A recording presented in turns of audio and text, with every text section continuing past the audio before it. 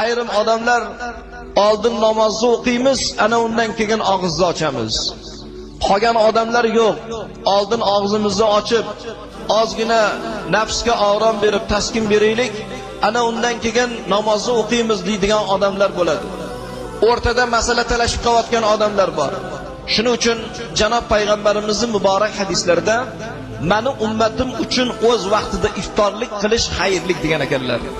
Bunaqangi masala talashmasdan namozni vaqtini, iftorni oldinroq qilib, og'zinglarni ochib, bemalol o'tirib, nafsga ozgina taskin berganinglardan keyin namozga turib namozni ado etinglar. Bir xil odamlar 1 minut o'tib ketdi-yu, 1 minut oldin ochib qo'ydik yo keyin ochib qo'ydik deb to'polon qilib odamlarni ko'rdik. Hali aytib o'tilgandek, payg'ambarimizning davrlarida soat ham bo'lgan emas, kalendar ham bo'lgan emas.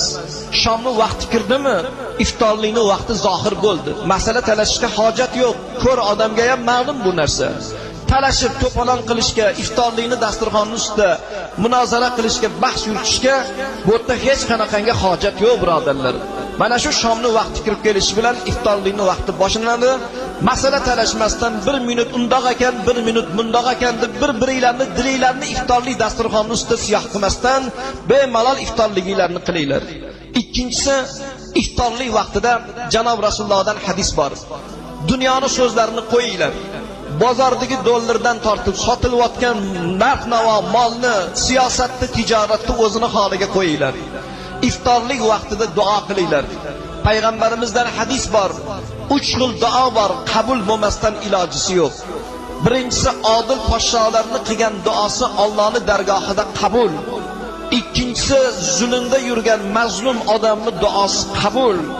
Uchinchisi, kun bo'yi roza tutib, rozadorlikda kunini o'tkazgan bandaning duosi Allohning nazdida qabul bo'lar ekan. Shunaqangi paytda roza iftorlik vaqti yaqinlashganda duo qilinglar. Dilinglardagi niyatlaringlarni Allohdan so'rab, iltijo qilib, Allohning o'ziga yalinib, yolvorib, dasturxonlarning ustida qilingan iftorlikdagi duo qabul bo'lmasdan ilojisi yo'q.